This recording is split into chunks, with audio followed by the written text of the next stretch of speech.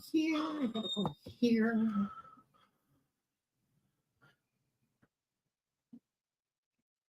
Good evening, and welcome to a conversation with the Mutts. I am the Celtic Mutt. And I am Mrs. Mutt. Tonight we are discussing the Hatfield McCoy feud, which has been very eye-opening to say the least. If I'm to be honest, It has been interesting, yes. um, we're going to let ladies go first this evening because that's what we do.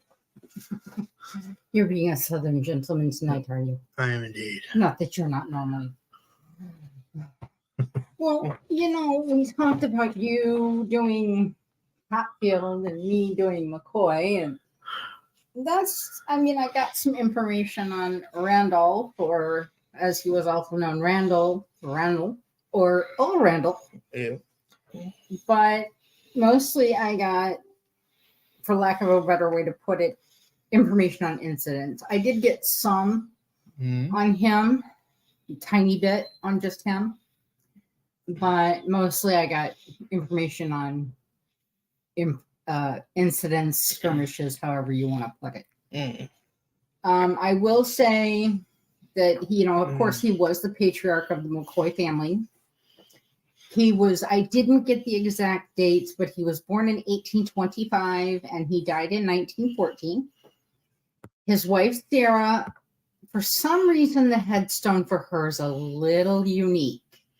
It says she was born in 1829, but her death date just reads 1890 something.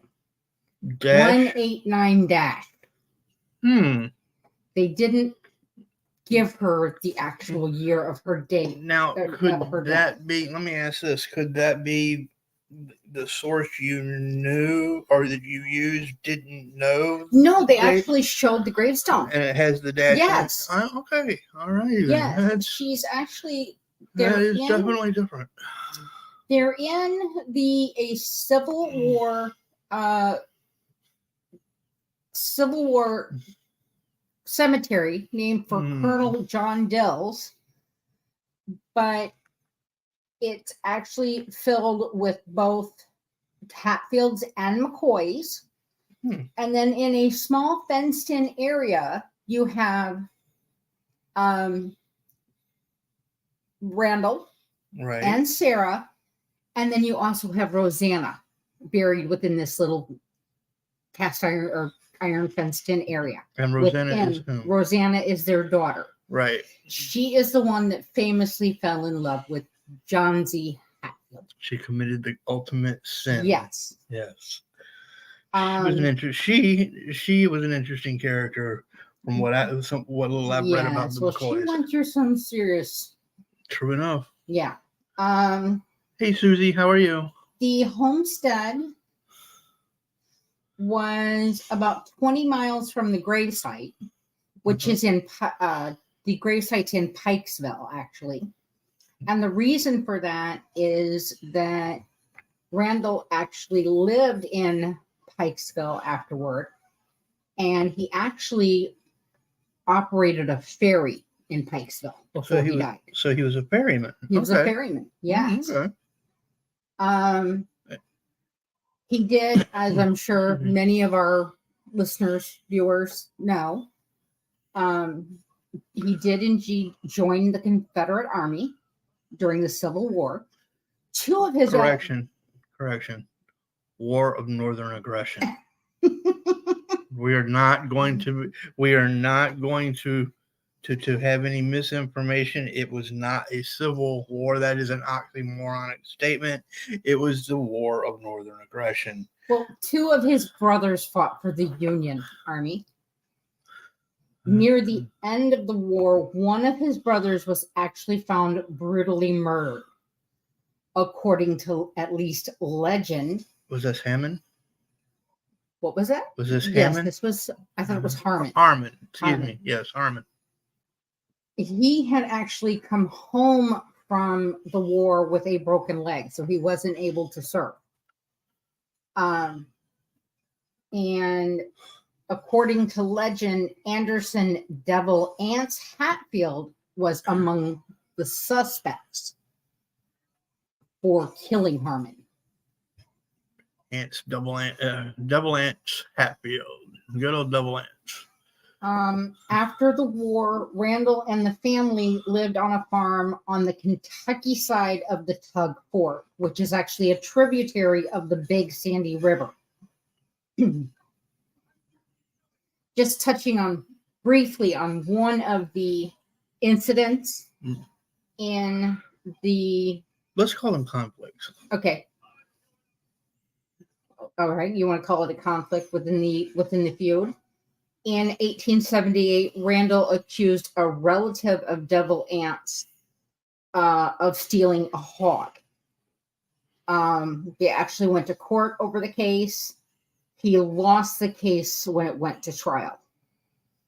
And just a little fact about Randall. You say he lost the case.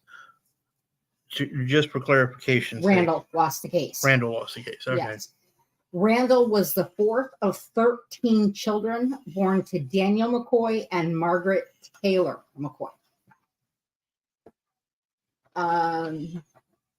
Going back to Rosanna for a moment. Like I said, she fell in love with John Z. Hatfield, and she was Randall and Sarah's daughter. Right. And as we said, John Z. was Devil Ant's son. He was, yeah. In fact, John Z., as he was known, was not only the eldest son of William Hatfield, which is his actual name. Devil Ants or Ants. Ants was his middle name, but he got the nickname Devil Ants. Legend has it that he either got it from the Civil War or he got it in opposition, sort of, to his uncle, who was Cap Preacher Hatfield, who was known to be very jovial and very. So they call him. It's said that it was a possibility he got the nickname Devil Ants as opposed to Preacher Ant. As opposed to Preacher, yeah. I got another theory as to how Devil Ants got the nickname. Right. Now, I thought Ants was because his first name was Anderson. Right. Which Preacher was also Anderson. Right. I got that Devil Ants got his nickname as a child from his mother. He would often say he was mean as the devil. Yep. That was another. Yeah, another theory is as far as it coming from the war, it came from the West Virginia Hatfields saying that he had killed a whole company of Union soldiers at one time. Keep in mind, that's 100 soldiers. And he, by himself, and he deserted within 3 months of joining. Now, I'm going to stop you right there. I know you don't like that word deserted. I don't see it that he deserted. The fact is, Devil Ants, Ants Hatfield, Anderson Hatfield, whatever you want to call him. Yes, it's true he left the Confederate Army. Deserted is the technical term. Left the Confederate Army. I'm not going to call him a deserter because he did continue fighting Union sympathizers and soldiers who were trying to steal his property, which is why he left. His wife had been threatened, and Union sympathizers were literally trying to destroy his home and his property.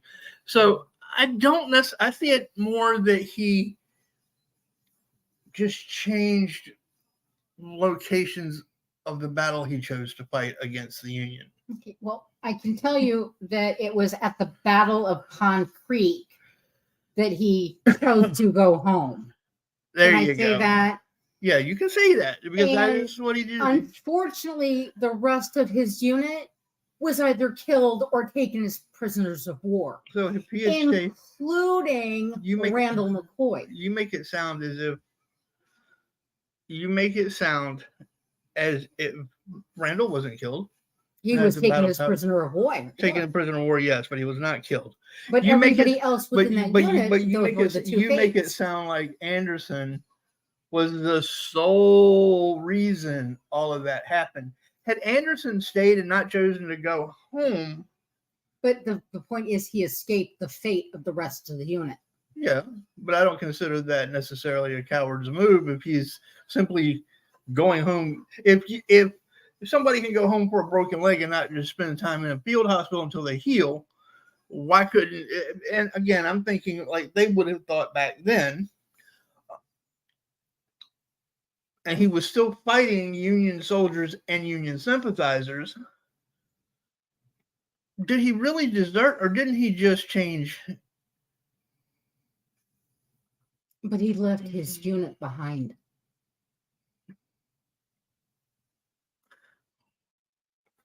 But that wouldn't have changed their fate. He could have just as easily have been killed. It would have been changed, that it would have changed their fate. But he left his men behind. I'm also playing devil's advocate, ladies and gentlemen, which is what I do quite frequently. I am. And this is because he left his men behind. This is where, from what both of us, I think, have seen, this is where the true start of the hard feelings. It was the start, but it also had a lot to do with there are lots of theories. There's a lot of theories. This is where and we will be covering. We're seeing where the true hard feelings start. Yeah, and we will be covering a lot of those hard feelings tonight. But ahead, that was the, like I said, those are the theories I came across as to how Devil Ants got his name. Okay. Well, I'm going to read a little blurb here about Mr. Anderson, Devil Ants Hatfield. He was born on September 9th, 1839 in West Virginia, now Logan, West Virginia. The son of Ephraim and Nancy Vance Hatfield. His nickname, Devil Ants, has a variety, as Mrs. Mudd has already discussed, a variety of supposed origins. Among these are that it was given to him by his mother, that he was named, and another reason, wait a minute, he was named by Randall McCoy, that he earned the nickname from his bravery during battles in the Civil War, or Northern Aggression, as I prefer to call it, or because it contrasted to his good-tempered cousin. Actually, I said uncle earlier. It was actually a cousin, Anderson Preacher Ants Hatfield. It wasn't Cap. I was wrong about that. Right. And Preacher was actually an ordained minister, and he was also the justice of the peace. Yes, he was. Go ahead. I'm sorry. I just wanted to. Just something I didn't know if you came across this, but Devil Ants' father was known as Big Eve. Big Eve? No, I did not come across that. Yes. Ephraim Hatfield brought the Hatfields from Virginia into West Virginia and Kentucky. He just should have stayed his ass at home. And I'm saying that as a Virginian. And I believe that was actually Preacher Ants' father, and his mother was Annie. And then Big Eve was Devil Ants' father. Right. Hatfield ended up marrying Lavisa Chapin on December. Oh, wait, hold on. I'm sorry. Who actually lived from December 20th, 1942 till March 15th of 1929. The daughter of Nathan Chapin and Matilda Varney. They were married on April 18th, 1861. in Logan County, West Virginia. Cookie Monster says happy birthday. Cookie Monster says happy birthday. Yes. Well, thank you, Cookie Monster. By the way, I never got to Rosanna. No, well, we have not gotten to I Rosanna. started on Rosanna. Did I cut you off? I apologize. We got turned around. I'm sorry. Go ahead. As we were saying, Rosanna actually fell in love with John Z, who was Devil Ance's son. They actually fell in love at an election day event. The infamous election day event? Well, there's more than one infamous election day event. There's at least two. Okay. But this was the one where apparently Cupid was there. They went off by themselves, and when they returned, basically the park area was pretty much vacant. I don't know how much longer it took, but she became pregnant. How dare she? She moved in with. And yes, ladies and gentlemen, I'm just being facetious. She moved in with John Z and Devil Ance and the family, as she was fearful of her father. John Z unfortunately had, shall we say, a roving eye and a fickle heart. That is a fair statement.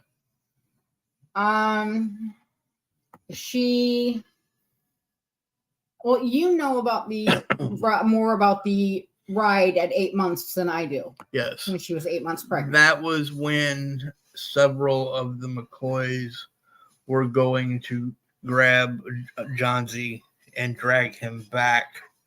And was that to make him marry her? Yes. And as it turned out, she, at 8 months pregnant, proceeded to mount a horse and ride for several miles to inform Devil Ance, whom she had lived with and the rest of the Hatfield family through the majority of their pregnancy, right, that her brothers and I believe her father were coming to retrieve John Z.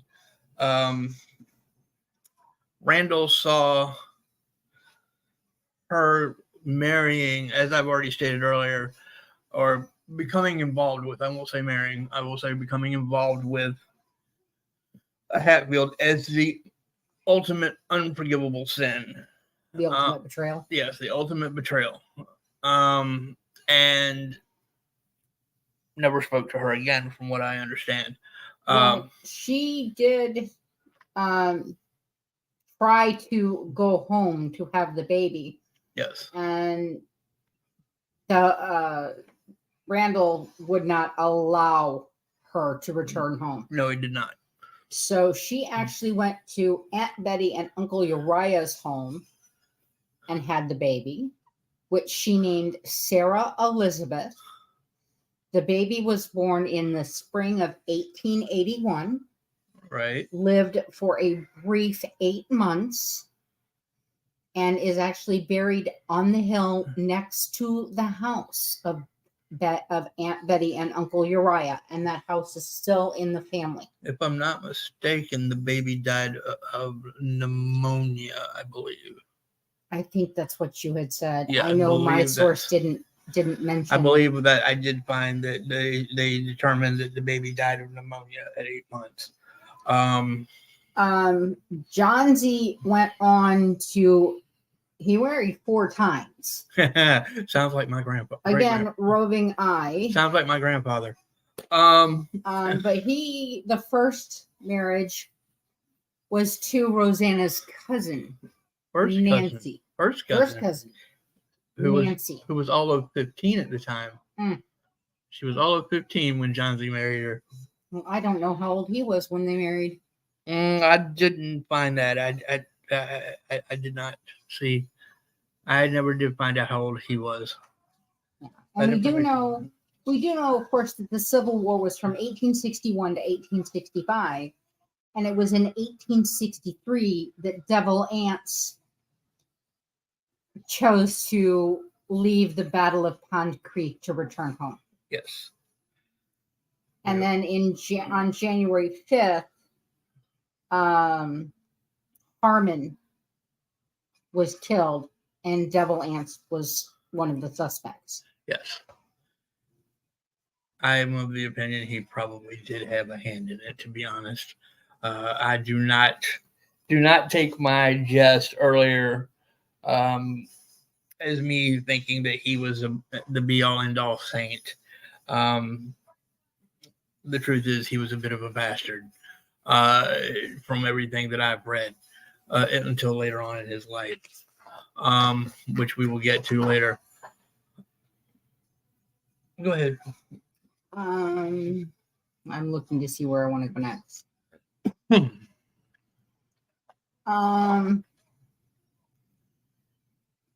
The pig.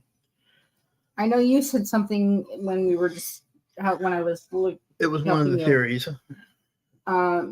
Said something about the two Razorbacks, and I don't know anything about that. But the stolen pig. Well, that was one of the there were supposedly two stolen pigs. Is one of the theories. And well, in 1878 was the stolen pig. Mm-hmm. And from what I understand, this pig had wandered. I think what happened was the pig had wandered off the McCoy property onto Floyd Hatfield's property. Now, my question then becomes, considering one is in West Virginia, one is in Kentucky, separated by a body of water. Okay, maybe I'm wrong. No, you may not be. But my question is, how did he cross the water? Did the pig swim? Elephants can swim. Who knows if pigs can swim or not? I know they can't. Maybe it was very shallow water. I know they can't fly. Maybe it was shallow water. No, it's definitely not. In some of the videos I've seen, it was definitely not. They showed that body of water, and it was not shallow. So maybe it was shallow at that time. It may not be shallow at the time of filming, but maybe it was shallow at the time of the pigs. How do you know? It could have been a drought. I didn't get a chance to talk to the pig. I'm sorry. Next time you can play devil's advocate, so can I. Next time I will make a point of interviewing the pig. But yeah, I'd like to see that. We're actually going to have a little fun with this tonight. That said, again, we have, Preacher Ants is not only a minister, but he is a justice of the peace. And therefore, it is his job to hear this case. There's no prejudice involved in that case at all. He wants to keep the peace. So he doesn't want to be the one to rule on this case. Right. Because he doesn't want the backlash. Right. So he picks a jury of 6 McCoys and 6 Hatfields. You got somebody needed to take a picture of that, and there was photography at that time. 6 Hatfields and 6 McCoys in a room together. Yes. That's wow. He expected a hung jury so that no blame would fall on his shoulders. What he didn't count on was Bill Staton, who was kin to the Hatfields. He was a cousin. I did find that. Okay, you found the relation. I found out that he was I also believe that it was mentioned. A lot of the information that I got, ladies and gentlemen, was from. There's a YouTube channel. Not all of this, but a good portion. Some of it, I will say, comes from a YouTube channel called The Hillbilly Files, and it covers a large portion of the Hatfield and McCoy feud. I will share some of the more interesting tidbits later. Yeah, I found some PBS. I found on YouTube, I actually ended up finding a gentleman who is half Hatfield, half McCoy. You're all confused. So he's got family on both sides and runs a museum. So that's why I didn't know if he was the gentleman that you were talking about. That's the great grandson of the one. You're talking about Jack Hatfield. Yeah. Yeah. I don't remember his name. But it was some gentleman that tours different places and goes different places. No, and this was he not went, Jack. no. He went and visited this gentleman twice. I see. And talked to him twice. No, on the Hillbilly Files, they actually went. Jack still lives part of the house. I'm giving away some of the stuff early, folks. Jack Hatfield is the great grandson of Double Ants Hatfield. He owns Double Ants' home in Sarah Ann, West Virginia, which is in Logan County. The house, part of a large portion of the house has been turned into they've actually taken it out of the house and put it into a separate building now. They have a Hatfield McCoy museum, and a lot of the things that are in that museum have been found by people metal detecting on the property with his permission, and them bringing him. Well, the gentleman that I watched with the museum has boards from the cabin that burned, for example. It may be Jack. It may be Jack. Because I believe Jack does as well. But yeah, if you get a chance, if this is something that interests you, you really should check out the Hillbilly Files. Hillbilly Files. Anyway, as I was saying, Bill Stanton, who you said was a cousin. A cousin, from what I was able to find, yes. He actually stated that the hog was Floyd's. Okay. The other thing that Preacher Ants didn't count on was Selkirk McCoy, who worked for Double Ants Hatfield and had married into the family. He jumped ship from the McCoys and voted with the Hatfields. He was on the jury. Yeah, it was probably... This is how the jury decided that Floyd was innocent, that he did not steal the thing. Aha. And that Randall lost the case.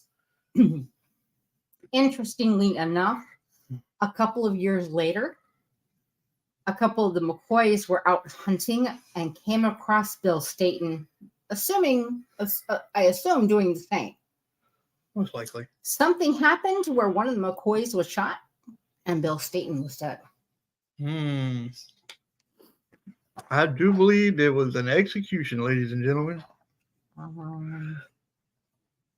If we go to 1882, we have the other Election Day incident. Is that the fiddle incident? Yes. Aha.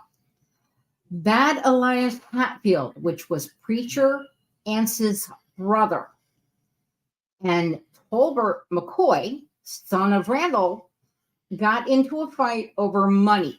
Eldest son of Randall, if I remember correctly. Don't know that I got that he was the eldest. I believe he was. I believe that's what I saw. Elias owed money for a fiddle, and they were drunk on moonshine. They had gone, like I said, you have to realize that when they do these election days, everybody gathers. It's one big picnic. You get people from West Virginia that come over to Kentucky because they want to affect who gets put into office just as much as everyone in Kentucky wants to affect it. Oh, yeah, especially back then. And it's a social event. Very much so. So, like we said, John C. and Rosanna fell in love with the other one. Well, I don't know about fell in love. Fell in lust. At least on one side, I would say. So the guys go over to this one little area and sit and drink moonshine and shoot the bull and do their thing. And Why did they shoot a bull? I was trying to watch my language. I'm just. Don't you folks want to know why the bull was shot? I was trying to watch my language. Okay. I try to be aware of that, at least periodically, at least when we're on air. I understand. I still think it would be interesting to know why they shot a bull on election day. Maybe they just had to shoot a cow. I don't know. Could have been a pig. Maybe they were going to roast a pig. That's possible. I mean, they were drinking moonshine, so they probably shot each other at some point. Well, funny I should mention that. Tolbert McCoy got into a fight with Bad Elias and got. Now, are you saying bad or bad? B-A-D? As in not good. BAD, Bad Elias. Okay. There was a good Elias somewhere in the family too. They have a tendency to balance out good Elias. Well, that's like devil ants and preacher ants. They talk about that with the guy I watched. Yeah. Bad Elias. So Tolbert McCoy got the best of Bad Elias. And they end up taking a little bit of a break, and they're huffing and puffing and drinking their moonshine again. And after this short little break, Ellison Hatfield walks up and challenges Tolbert McCoy and says, "Let's see you try that on me." So Ellison also gets the best of Tolbert and was actually bashing him in the head with a rock. Well, thank you, hi baby. We've been joined by our 6-month-old kitten, ladies and gentlemen. That's what you just heard. She hopped up on my knee with claws. Yes. I'm guessing the way they worded it is weird, but I'm guessing Tolbert's brothers decided to jump in and shot and stabbed Ellison. The funny part is there's actually new newspaper reports in the museum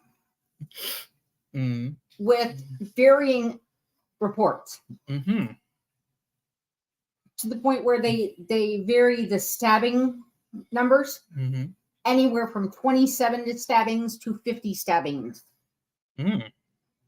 27 stab wounds to 50 stab wounds. It sounds like they wanted to make sure he didn't get back up. So I believe that when you look at the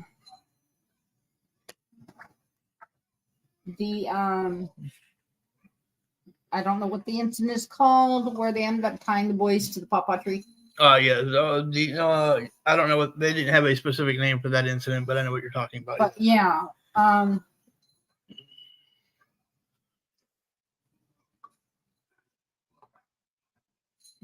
They said if Ellison dies, the boys die. I believe that's the Ellison that refers to. I believe so. So going to that, a lot of people think that it's just the Hatfields that were indicted. Right. No. There are actually, of those 20 men. Hi, baby. All right. Again, we are being interrupted by a 6-month-old kitten, ladies and gentlemen. Mama, hold you. That's what you want. Of those 20 men listed on that indictment, 3 of them are McCoys. Huh. Wow. There's no prejudice there, ladies and gentlemen.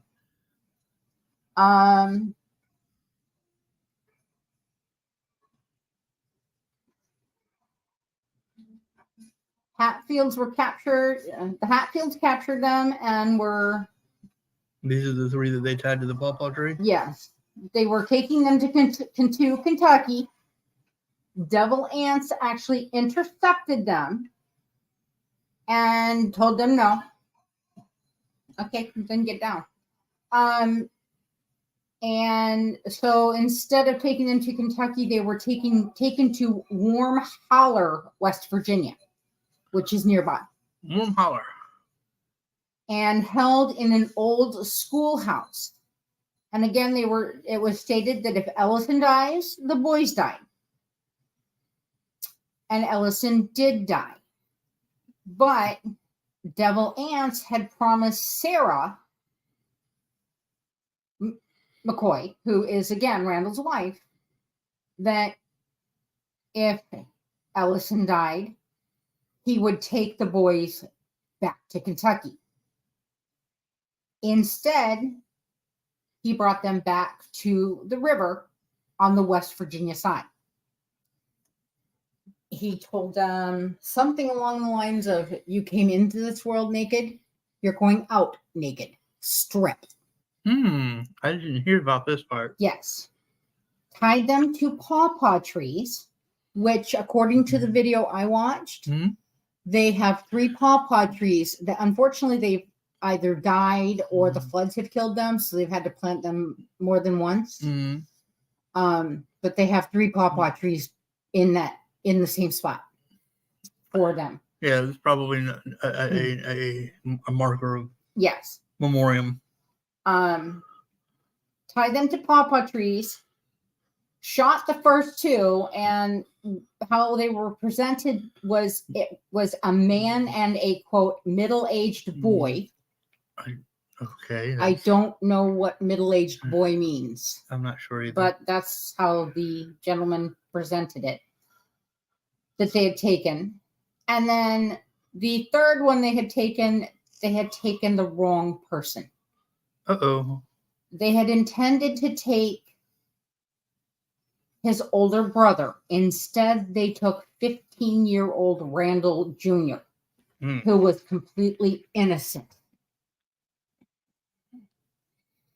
According to what I came across, when Devil Ants did not want to kill him when he realized the mistake, but did want to intimidate him by telling him to get on his knees and beg, and we'll let you live, thinking the boy would do so and let him save face. Randall Jr. refused to do so. Devil Ants turned, took a few steps, turned back, and shot him dead. He gave him a try. I'm not saying it was right, but he did give him a He choice. gave him an out, and the boy did not take it. He was honoring his family. And paid the ultimate price for it. Yes. I don't have the year that happened. I believe that was 83, wasn't it? Or was that 82? 82 was the election. Right, so, but I thought this was the same year. Yeah, that would have been 82. I thought it was the same year. 82. Right. I thought it was the same year as the election. Then we move a few years ahead to 1888, and we get to the New Year's Day massacre, which actually happened the night of New Year's Day. Right. And this happened in Hardy, Kentucky, at the McCoy home place. Yep. Jim Vance, who was a relative of the Hatfields, I think he was Devil Ants's uncle. He was VC's brother. Okay. So yeah, he would have. He's not. He was Devil Ants's.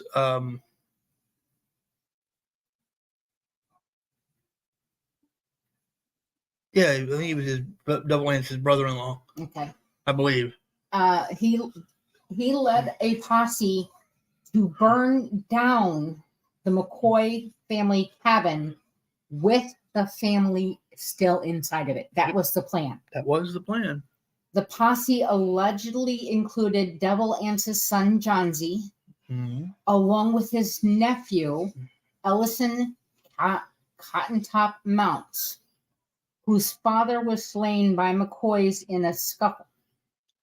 We will be discussing Cottontop a little bit later.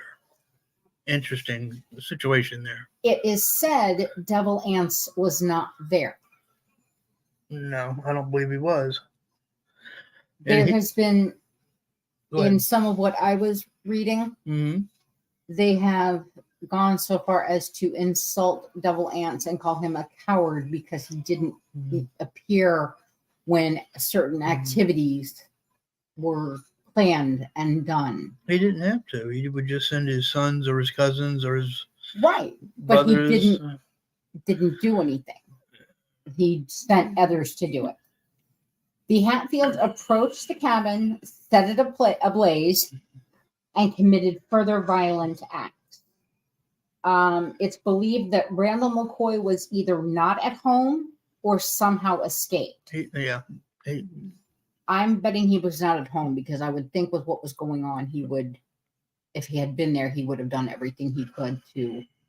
Which wouldn't have been much. No. The Hatfields pretty well planned that out.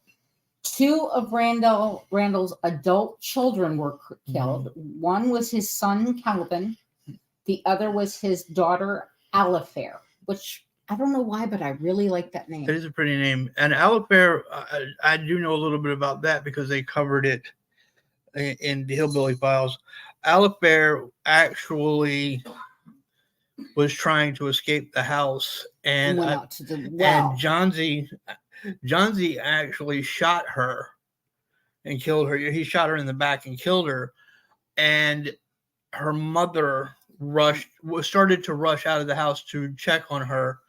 And was it Johnsy that bashed her in the head with the butt? Yeah, with Johnsy bashed her head in with the butt of his gun. Sarah, Randall's wife, was bludgeoned and left for dead. She survived, but mentally she was never the same again. Yeah, she was pretty well.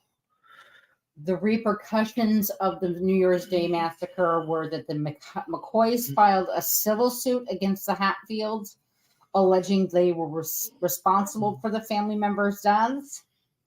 The Hatfields were outraged by the accusations and sought to protect themselves. The Hatfields were sought by Kentucky law enforcement agencies and arrested controversially outside of their jurisdictions. And the McCoy posse later murdered Jim Vance. And Devil Ance's nephew, again, that was Cotton Top. Yep. Was hanged in Pikesville. He was the only feud participant to be executed in accordance with the law. And the last one hanged in Pikes County. Yeah, Pike County. The only reason he was hanged is because when the authorities caught up to him, he confessed to his activity during the event. I'm going to jump ahead and go down here. Our notes are going to. Where is the Cotton Top part here? Yep. The one person that was hanged was in fact Ellison Cotton Top Mounts. He took his stepfather's last name, so that's why. And the Hatfields. I'll just read it to you. The one person who was hanged for his crimes was Ellison Cotton Top for his part in the New Year's Day massacre. This was due to the fact that when he was caught, as you were saying, by authorities, he confessed to his part in the activities of the event. This was the only legal execution of any of those involved. He was hanged on February 18th, 1890 in Pikeville,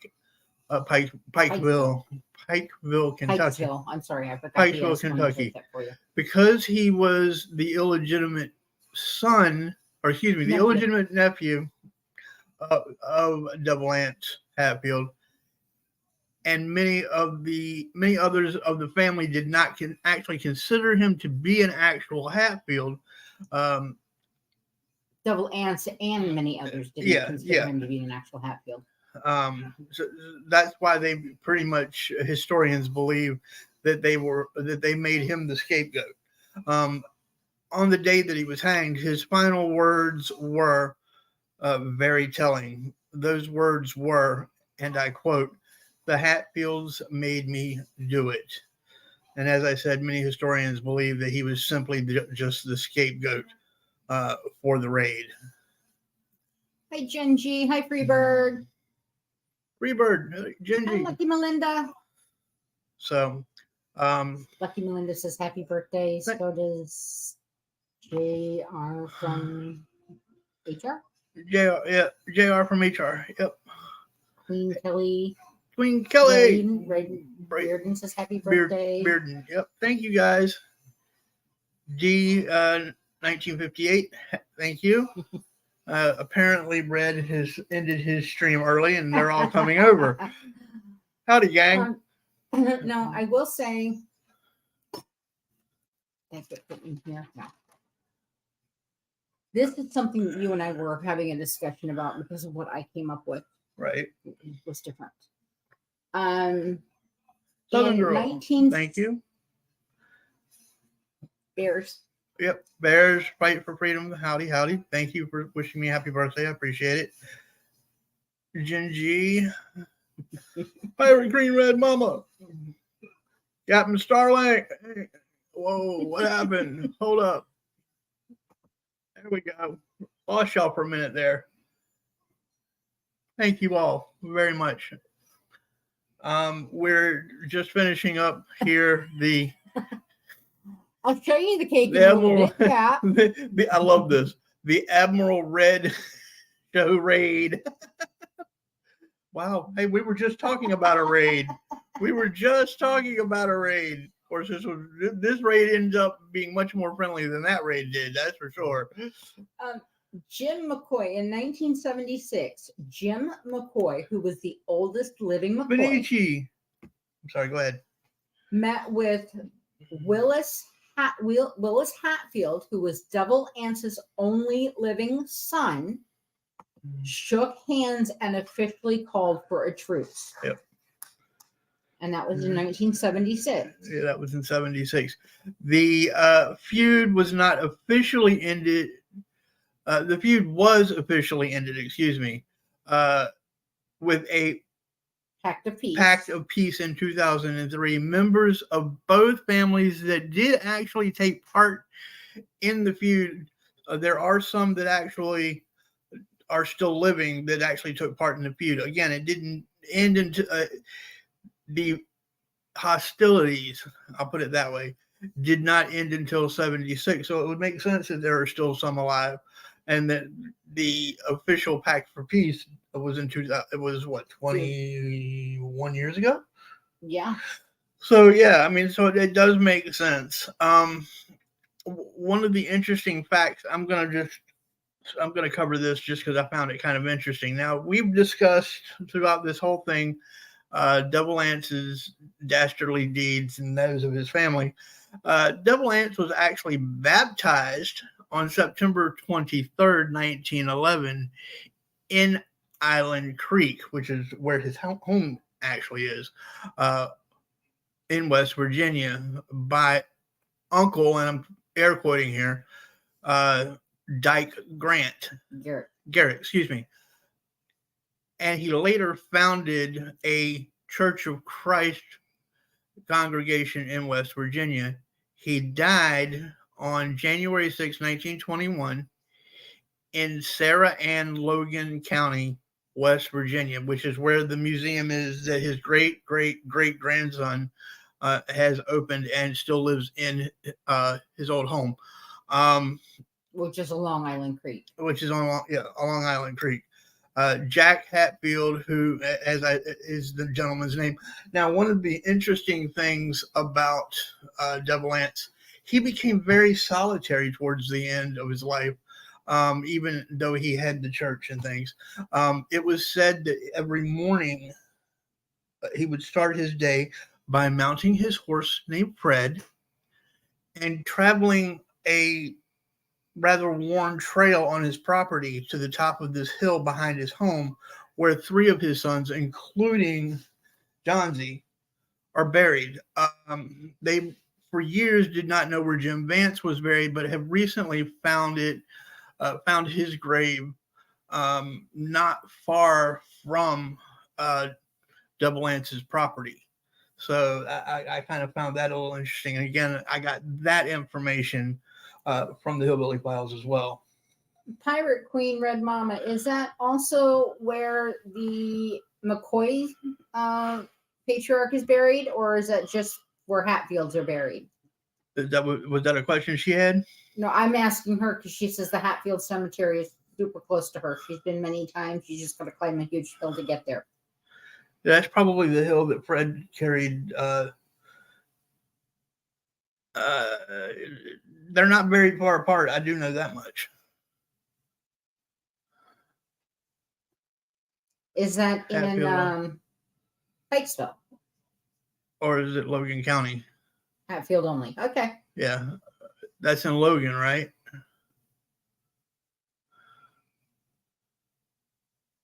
Well, I personally, Freebird, that really depended on who you were friends with. There were, or who you were. You got to remember there were Hatfields and McCoys on both sides of the Tug Fork. Yeah, and there still are. There still are to this day. Yeah. Oh, Admiral Red wants to sing to you. Oh, okay. I'll pin the link at the top. Oh my God, he's got it. Okay. No, he doesn't want. Let's be honest. He doesn't want to sing to me. Red Mama told him he had to sing to me. So give me just a second, gang, and I will. I did not put the link in there. I know I'm a horrible person. Yeah, the screen so large. I don't know how you can see what you're trying to do. I can't.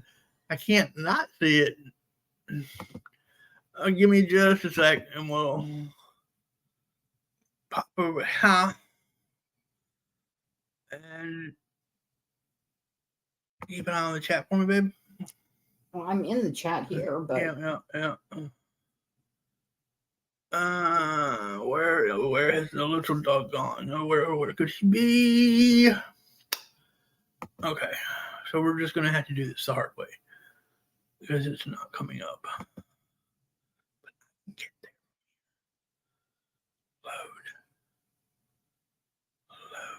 Load content.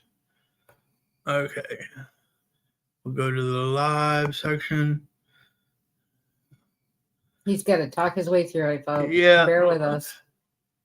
Hey, that's just me. Love me or don't. I mean, it's kind of one of those situations, ladies and germs.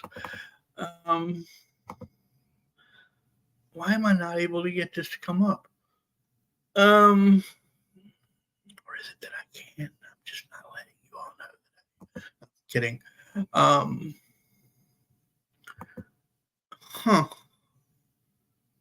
Okay. Well, here we go. Give me 2 secs. What?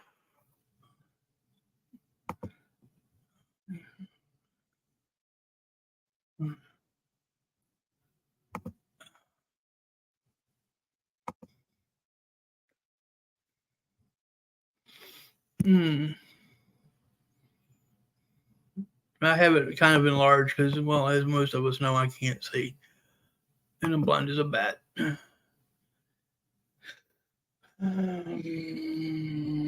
it going to let me actually post it? No.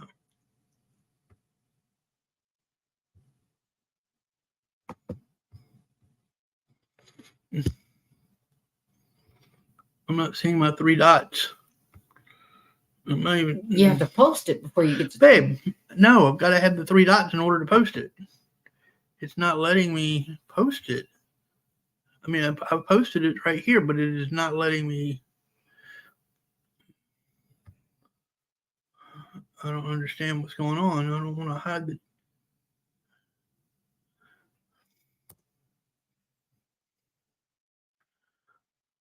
Understand why that's doing that.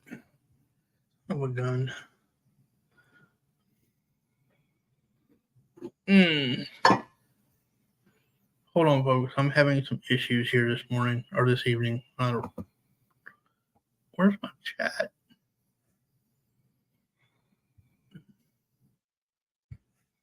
No chat.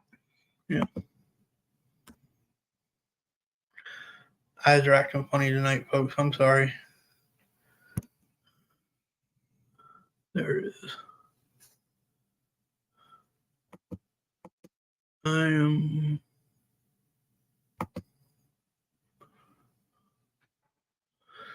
Yeah, it's just not letting me post it. You haven't sent it to post it, baby. Now you've got to let somebody post something else, or you've got to post it again. Yeah, I'm gonna have to post it twice because it freaking the freaking icons are in the way. Now you get your 3 dots. Yep. Sorry, gang. See, if you just listen to your woman sometimes. Yeah. I just listened to my woman a few times. And he's in the studio. And there he is. Sorry about that, gang. And here we go. And there he is. It's the Admiral. Whoa, how did you get booted? To you. Happy birthday to you. Happy birthday, dear Muddy. Happy birthday to you. And many more. And I'm out, bro. Beautiful. Outstanding. Marilyn Monroe, you did proud. Red. That's funny. That is hilarious. Well, you have that one. You turned the camera off. I did turn it off. Oh, you want me to turn it back on? Yeah. Okay. I've been given orders to turn the camera back on for a second. There we go.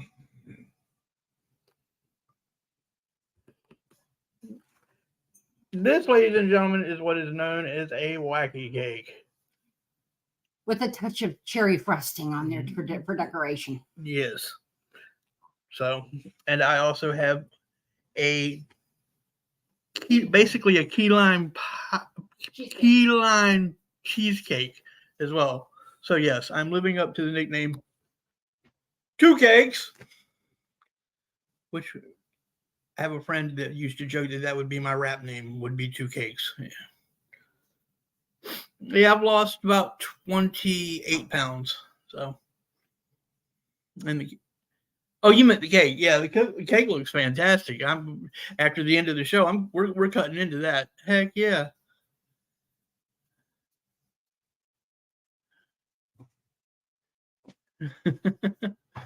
All right. Yep. So it's Captain Starling. And Bears, you did wait. I believe Bears was still in the chat. I did send you and again, I'm having chemo brain, so I just want to verify. I did send you the pictures you requested, and you did get them, yes? I'm just double checking that.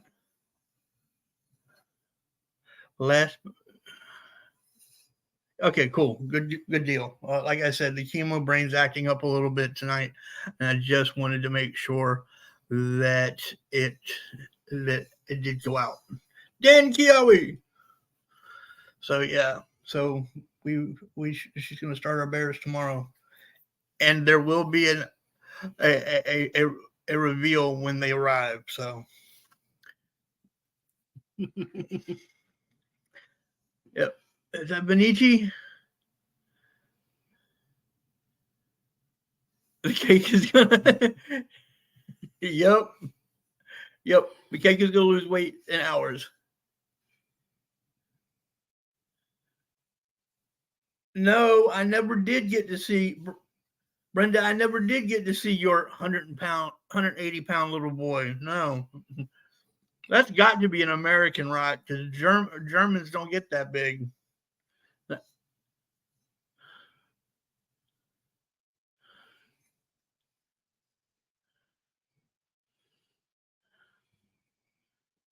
Good deal, Freebird.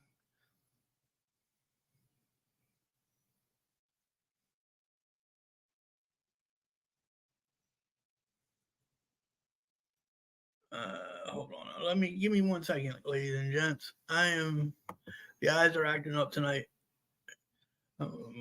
Where's my Zoom at? I'm gonna bump it up just a little. I know that it's gonna. There we go. That's gonna shrink, but this is gonna get larger, and it makes it easier for me to read. Mm-hmm. Okay, there we go. No, but I don't mind putting my email out. It is celticmutt1970 @gmail.com. That's the one that I use for things like this. So you can send it there. Again, that's celticmutt1970 @gmail.com. So Should I type that into the chat? no need. I believe I've got it in the banners, which I have not run tonight.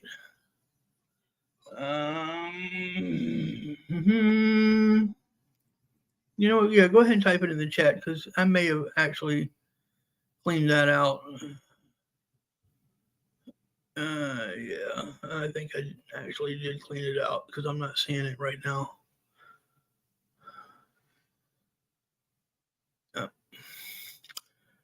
I may have inadvertently taken that out.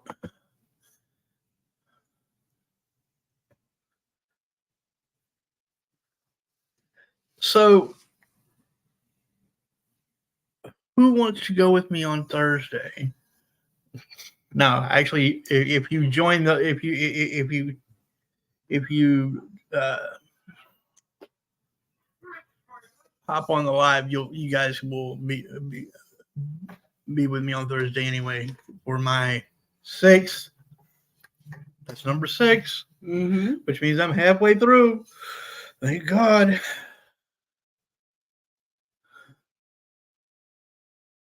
Thank you, Barris. Thank you.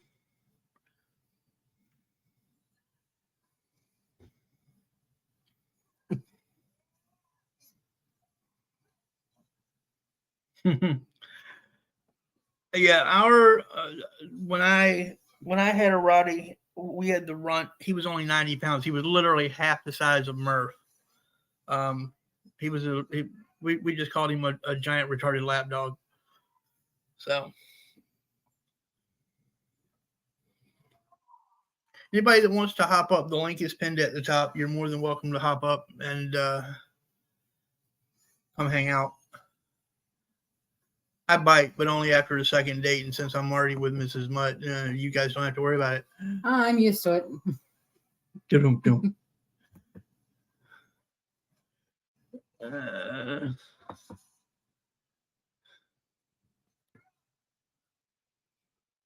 You are 100% correct on that one, Brenda. I do have the bestest cheerleader ever.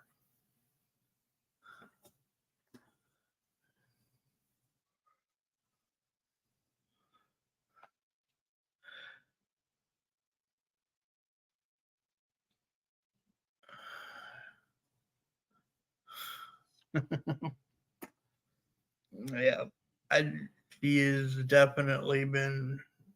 There have been days when she has been my absolute 100% rock, because there have been a couple of really dark days where I've just wanted to say, "Brag it." Thank you, Bears. Love you too. And just thank you, Brenda. Toss it in.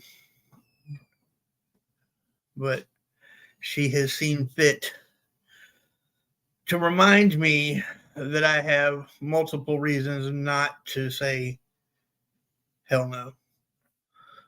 So one starts with M, one starts with T, another one starts with M. Well, for me it would be M. Most people would say J, but no, that was the second one I was going to. Oh, okay. So yeah, the first M I went to called you today. Yes, that would be my mother. That would be Mom. No, Michaela. Yes. Well, Mom, I talked to Mom you, today yes, too. but I called her. her. Yeah. So yeah. But yeah, I just, day at a time, day at a time. And today's been a very relaxed, chill day, and I have absolutely enjoyed my birthday. And you guys popping in to wish me a happy birthday has made it even more special. So thank you very much. Yep, 100%. Vinici's right. Mrs. Mutt is top of the pops. Thank you, Vinici. Vinici. So yeah, Freebird, I can't see any reason to delete you. Why would I delete you, Freebird? You and I have had our beef in the past, but that's in the past. I don't have a reason to. You haven't, unless you're pro Sparky, and in which case you're out of here. But I know better. So, and even then, you would have to actually, yeah. I mean, there are guidelines. So I have a very small list of people that I won't allow to come in. But it is what it is, and you're not on it, so don't worry about it. Yes, I had an amazing day. Like I said, it was a nice, relaxing day. Absolutely. It's one of those days that you really like to have. Thank you for stopping in, Queen Gangster Granny. Oh wait, did I? She said she's gonna go for now. All right, Gangster Granny, appreciate you popping in. Thank you. Pro Sparkless. Hell no, exactly. And you have what Brenda said. Yeah. Pro who? Pro who? Well, she is a pro, but we won't say what she's a pro at. Doom. I'm not going there. We're gonna leave it alone.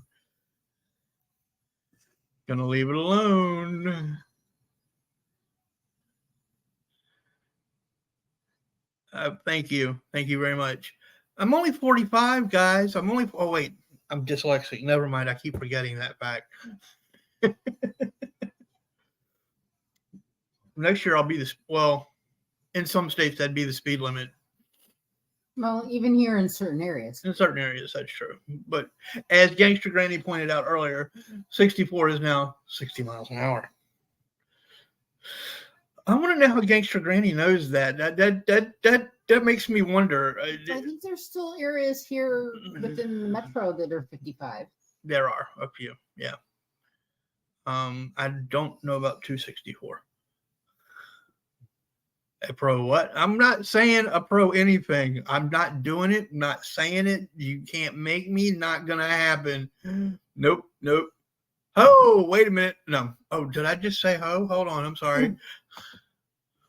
Oh, snap. I did not say that. Yep, you're right. Age is just a number. I had true story. My doctor, when I was in my 20s, told me that the abuse I put my body through and the number of surgeries I'd had at that point, by the time I was 40, I would feel like I was 80. I went back to that same doctor when I turned 40 and told him he had lied to me, that I didn't feel like I was 80. I felt like I was 100. But no, I actually feel pretty good for the most part. I do get tired really easy, but it's whatever. Brenda, when I was out in Arizona, I had a cashier at a grocery store try offering me the senior discount. Did you take it? I needed to do something to qualify for it, and I couldn't qualify for it. But she tried to offer it to me. Golden Corral, I always tell them I've been telling them I want the senior discount since I was in my late 40s. I usually got it. Happy belated birthday, Vinici. Adorable, deplorable. Let's see. I joke. My brain thinks it's 18, body 90, and now biologically 57. Well, you know, I'm missing part of my frontal cortex, frontal lobe. So, you know, what's my name? It's okay. It's okay, AD. We know it. I feel you on that. It's all good. Is anybody? No.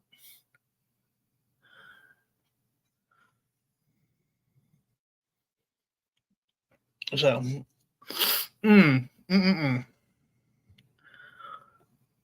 like I said, guys, if anybody wants to pop up, I did pin the link at the top, so you're more than welcome.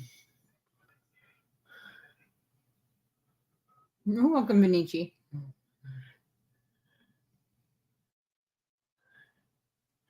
Exactly. Take it. Take any discount. Oh, if I can, I do now, but that one threw me for a loop. Like I said, I've been taking the Golden Corral discount since I was in my late 40s. And that was before the goatee. And I'm not in my 60s yet, but I'm already a member of AARP, and I keep forgetting when I go places to ask, do you take AARP? Yep. Have a good night, Debbie, and thank you for popping in. I appreciate it. Make sure, please, y'all, hit the like button on the way out, or while you're sitting here chatting.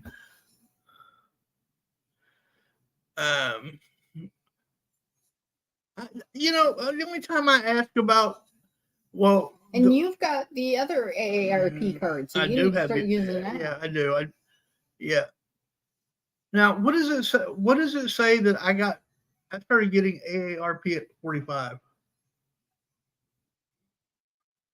They sent me my AARP card when I turned 45. I swear to you.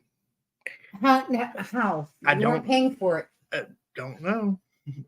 I think they meant to send it to Dad. For those of y'all that don't know, my father and I have the same first name, and he handed it to me and said, "Here, this is yours.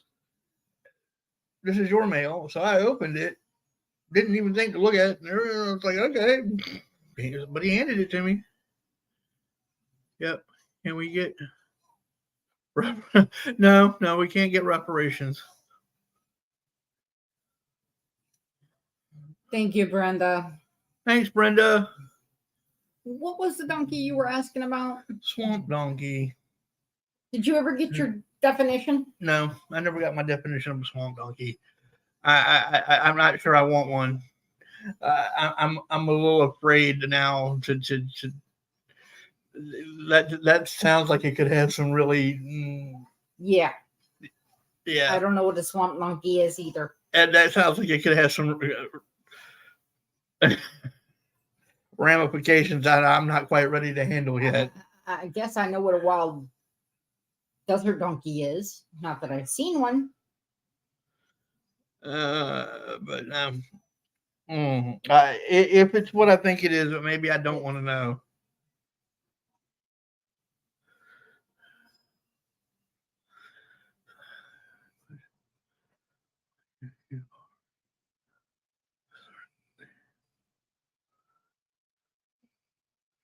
Yep.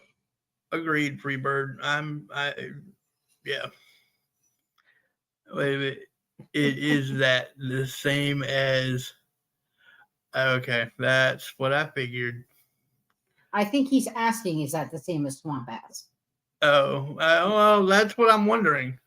That's what I'm wondering. Like if swamp ass was a person. Yeah, maybe. Whoa. Quick, AD. You just heard the faceless roommate's voice.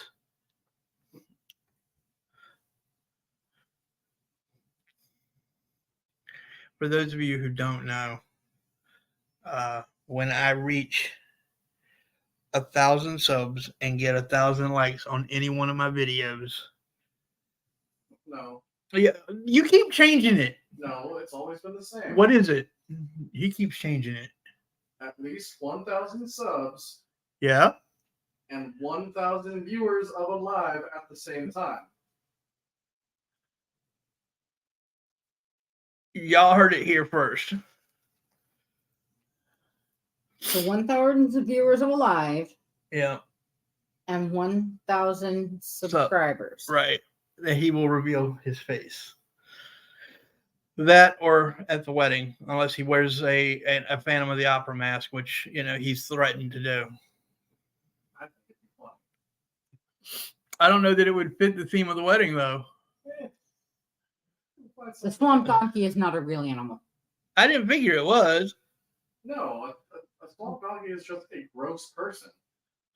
Oh, so DOA is a swamp donkey. Okay, I got you now. We're good. I understand now. Thank you. Vinny. Yeah.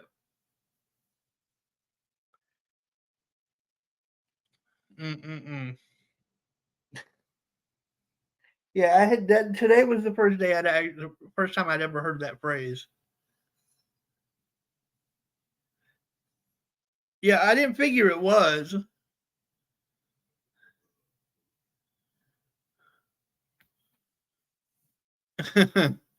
So, and like I said, Vinny, DOA.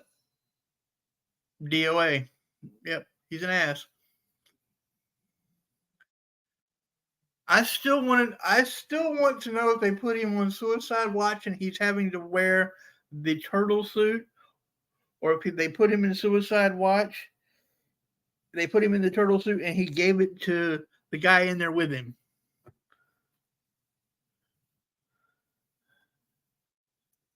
Is it a turtle suit just because it's green, or is there?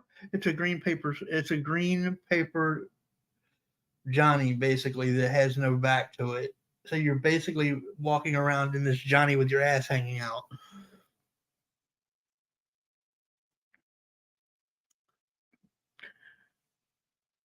Oh my God, I just put that mental image in my own head. That is gross. Yeah.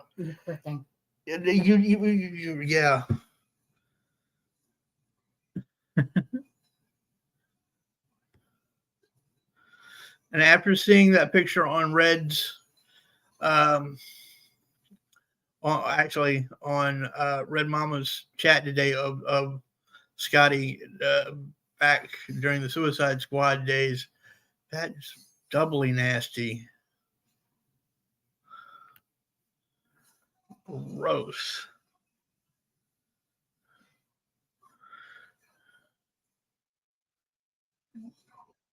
So,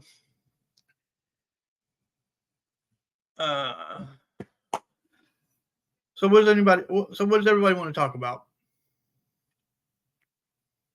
Wait, that sounded a lot like Cody Rhodes. So what do you want to talk about? I have no idea about the topic for next week. Yeah, we haven't picked a topic. Since we have 19 people in here, I'm going to ask you all, what should next week's topic be? And no, it will not be swamp ass or a swamp donkey.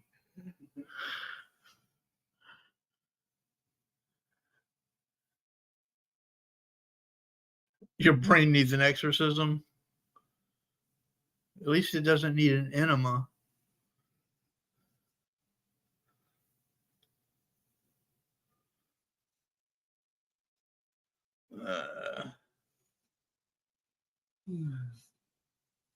Okay.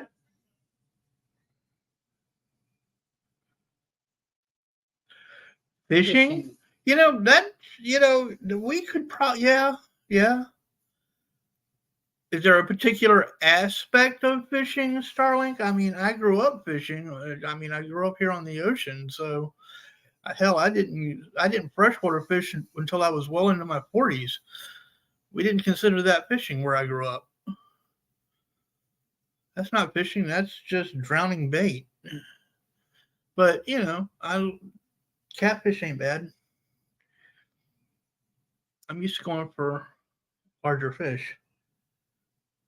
When was the first time you went fishing? I was a kid, and we did crappie, and we did Bullhead. What's a bullhead? It's related to a catfish. Oh, okay.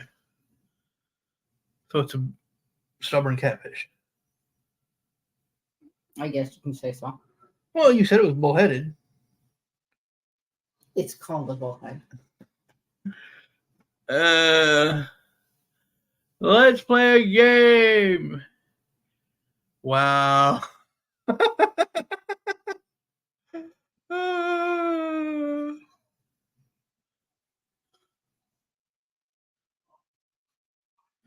Yeah, you live on a really big island there, Dan. So yeah, you're kind of right.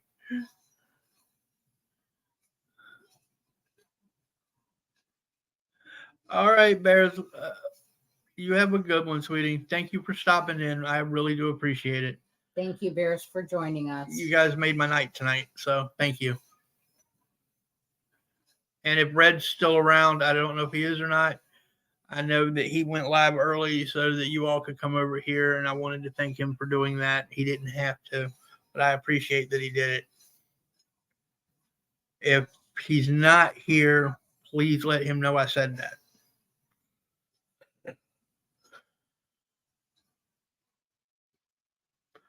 I know, well, no, Brenda left, so I was going to say if Brenda was still in the chat, but I know she left. He would have told him for me.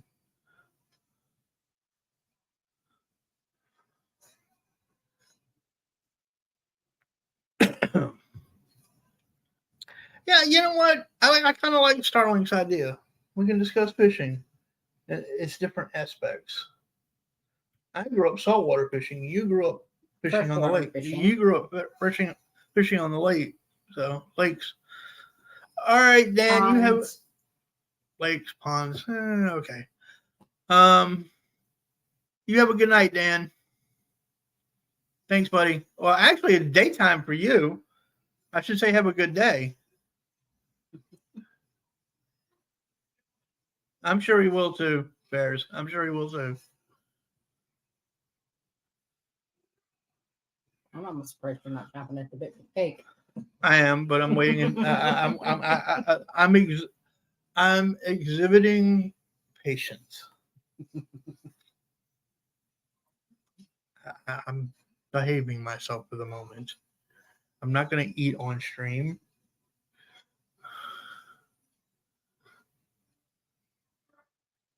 So yeah, we can definitely do fishing next week.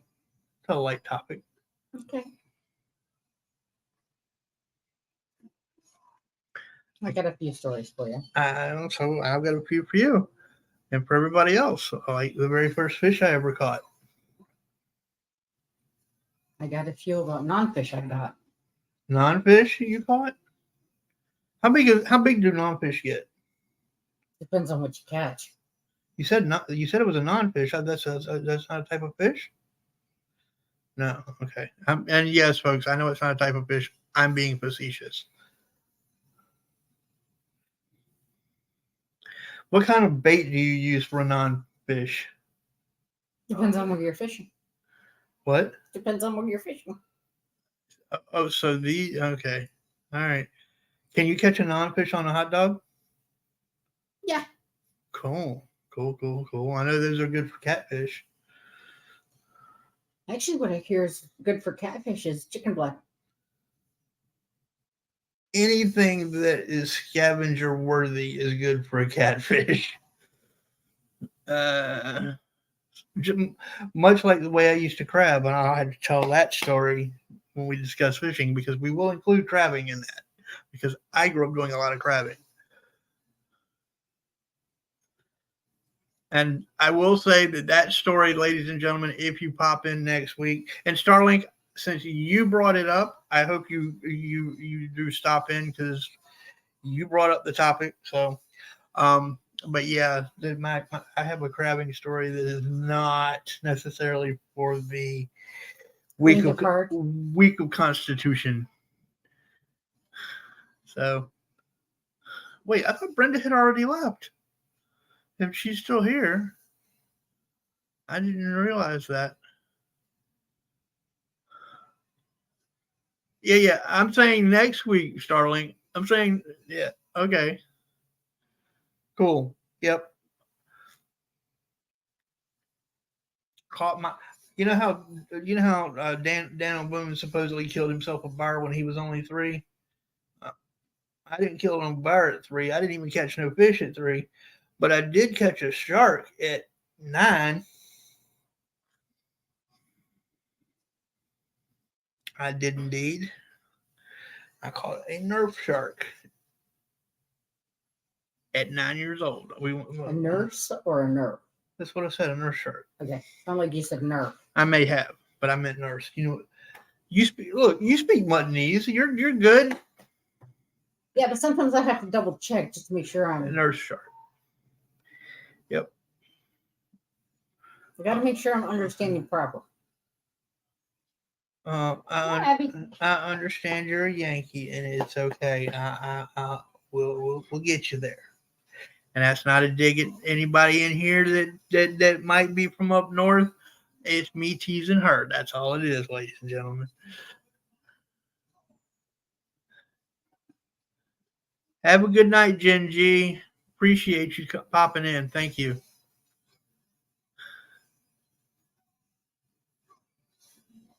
That is a fishing story. Yes, it will definitely be a fishing story. I have several of those. Like I said, I grew up fishing on the ocean, fishing on fishing piers, fishing on a fishing boat.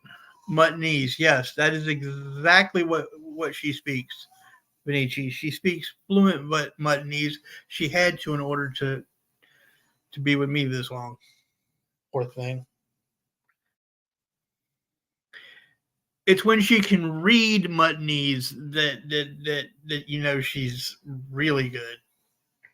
With my dyslexic behind. I do all right with your notes. You do. You do indeed. I concentrate really hard on making sure that I don't make it too bad. I have to really concentrate. Although it's not as bad as it was when I was a kid. Abby, are you making laps? Abby's making laps? I think Abby is making laps. Come here, Abs. She's our pocket panther. She's our, how old is she now? She's got to be what? 8 months. 8 months? Yeah, she's our 8-month-old pocket panther. She's very aloof. She is supposed to be ours, but she thinks that Alex is her human. Yes, she is of the opinion that the faceless roommate is hers. Although there will be pictures of her that we got today that I will post in the. And I'll be posting some onto my page. Yep. Because she is very hard to catch. I just managed to grab a hold of her and love on her for a few minutes. Yeah. So, of course, y'all have seen. I'm sure that any of you that have been to the channel, been over to the channel, the community page, have seen Lord Loki and Princess Trinity. All Hail the Queen. If you've seen the short, you'd understand. I did a short where it's Charlotte's All Hail the Queen theme with Trinity sitting on the black blanket, just kind of looking up very regally, kind of got her head up in the air, and she just kind of, then she turns her head and just kind of stares at me as if, dare you, peasant. She should know she's not the queen. I am the queen. You better have a conversation with your daughter then, your furry daughter, because she's of the opinion she's the queen. I'm gonna tell you that now. Yeah, she thinks she's the queen because she kisses me. She bathes me and bathes my face. Yes. Mrs. Mutt belongs. Mrs. Mutt is not mine. Mrs. Mutt belongs to the princess. All Hail the Queen. Trinity. Anyway, gang, I appreciate all of you popping in. I hope you all learned something tonight about the feud. If you Lord didn't knows catch I it, did doing the research. yeah, if you didn't catch the first part of it because y'all are over on Reds, please feel free to Join the rewind crew. join the rewind crew, and there's quite a bit of information in there that we spent quite a bit of time putting together and researching. Next week's show will be rather easy for us. I think we're just going to we're not going to discuss, the intricacies. I think between the two of us, we have enough that we can just title it fishing stories. So I think, yeah. Tales of the high seas and the small ponds. I can't believe where you grew up, you didn't do anything on the lakes. Sweetheart, Yes, love? I didn't really fish in Wisconsin. Oh. Okay. You should y'all really should see the look I'm getting right now. Jim wasn't part of our life in Wisconsin, really. Okay. And he was the one that took me fishing. Okay. I got you. So I got you. Yeah, between my dad and my grandfather and now I have fished once down here in Brackish. really only one. Only once. Wow, we're gonna have to fix that. Well, if I had a rod and reel and tackle, I'd love to.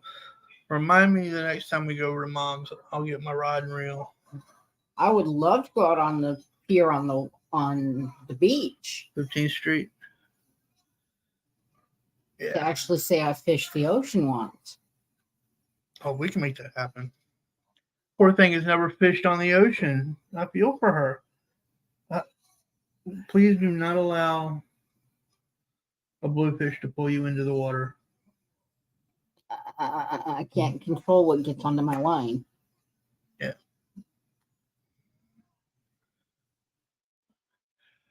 All right, gang. I have a birthday cake that needs my attention. And maybe a cup of coffee. And maybe a cup of coffee that will definitely go with said. Chocolate coffee and chocolate Yeah, cake. see what you started? Exactly, Starling. See what you started? It's okay. It's all good. Anybody that wants a piece of cake, if you can find me, if you can find me, I'm not even going to say that. Never mind. If you We know there's one person that could. That's why I'm not saying, I'm not finishing the statement. I haven't seen her in the chat. Yeah.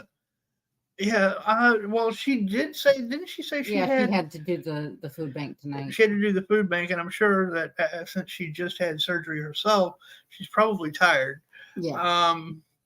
But you know what? Since she's getting ready to marry my cousin and going to be family anyway, if she wants a piece of cake, she can have a piece of cake. Because she's been here before. I So. don't know how it would freeze for her until the first, but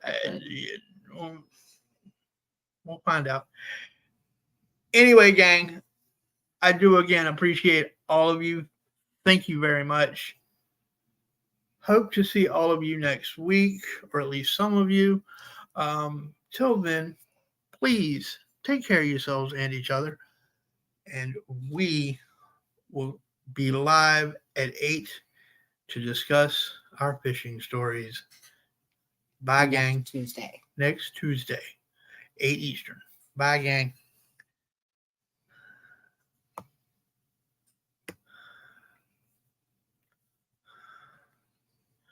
Leave the studio. Oh, wait. I got to end the chat first. Hold up. Stay. Kind of got to end your own chat. You're getting ahead of yourself, dear. I really was. I admit it. Okay. It doesn't want to let me in the... It must be up in that corner. There it is. Got it.